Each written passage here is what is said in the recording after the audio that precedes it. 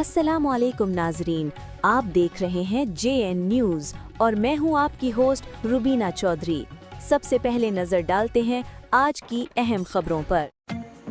बेला लसबीला की सियासी समाजी रूहानी शख्सियत साबिक councillor municipal committee Bela Syed नूर शाह जलाली की नेशनल प्रेस क्लब बेला आमद सदर सरदार अब्दुल रहीम रोंजू सहाफ़ी अमदाद अली रोंजू ने इस्तकबाल किया। सैयद नूर शाह जलाली ने नेशनल प्रेस क्लब में सहाफ़ियों से गुफ्तगू करते हुए कहा कि लसबीला हब की अवाम खुशकिस्मत हैं जिन्हें आम जाम खानदान जैसा अवामी खिदमत का जज्बा रखने वाला नवाब लीडर और कायद मिला।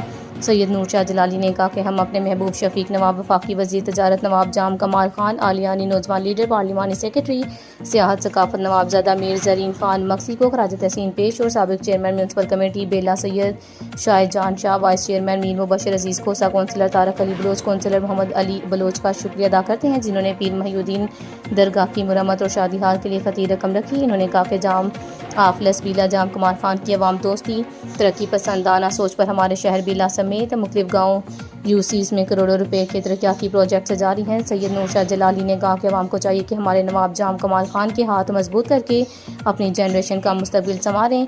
इन कठिन हालात में लसबीला हब की अवाम को मुत्तहिद होना होगा। इंशाअल्लाह आने वाला दौर फिर लसबीला हब की अवाम का होगा। हम दुआ गो हैं कि हमारे महबूब नवाब महफूज और कामयाब रहें।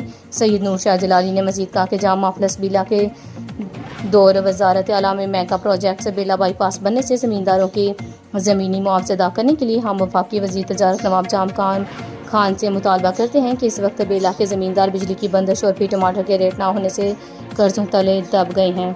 इन मसलात का हल निकाला जाए और आवाम को रिलीफ फराहम किया जाए।